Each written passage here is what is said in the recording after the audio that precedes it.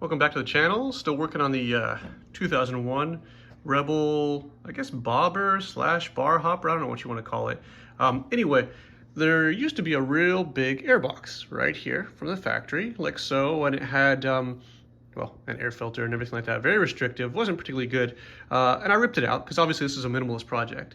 But then there was the problem is, how do I get this carb to kind of breathe, and I filter it and everything like that, and there's not really a lot of room. I don't know if you can tell right in here. So like even a pancake style filter isn't gonna fit in there.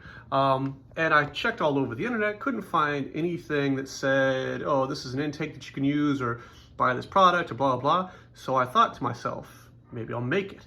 And this is what I came up with. So it's actually a really straightforward solution, I think. Let me come back around here and show you. So what I've got here is it's actually a piece of plumbing tubing. I'm gonna bring the label up here so you can see it.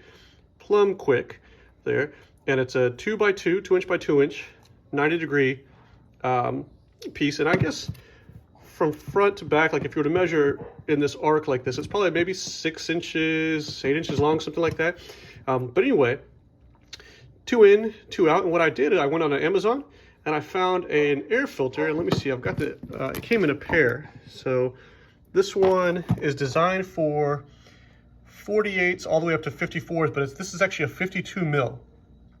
And the 52 mil actually fit the mouth of this almost perfectly. So what I did is just put the rubberized end of the air filter inside the end of this tube here, like so, and then just tightened up the band clamp on the bottom. I'm actually gonna cut this back right there. Obviously you can trim it short like this, but this now looks like the kind of air intake that you might buy off of the internet from K&N or whomever, Kuryokin, whatever, right?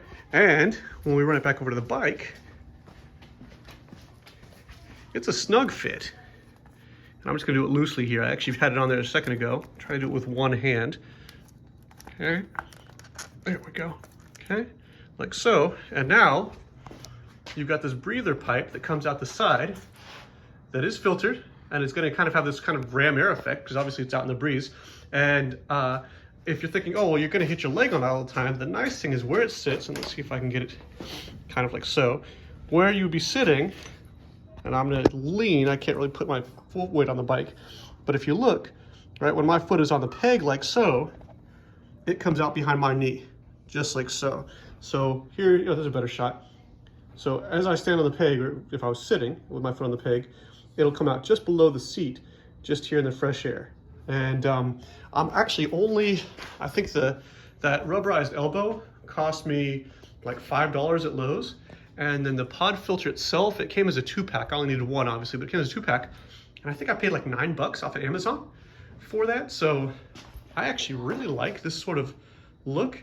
It doesn't interrupt the line of the bike. It actually doesn't come out past the casing on the side like this. So it actually kind of fits the contours of the bike. And yeah, I really kind of like that. And it'll look less obstructive too when the tank's back in place, because now you're saying, well, yeah, but it's sticking way out there. It won't look as much of an obstruction once the tank's back in place. So for what, 15 bucks?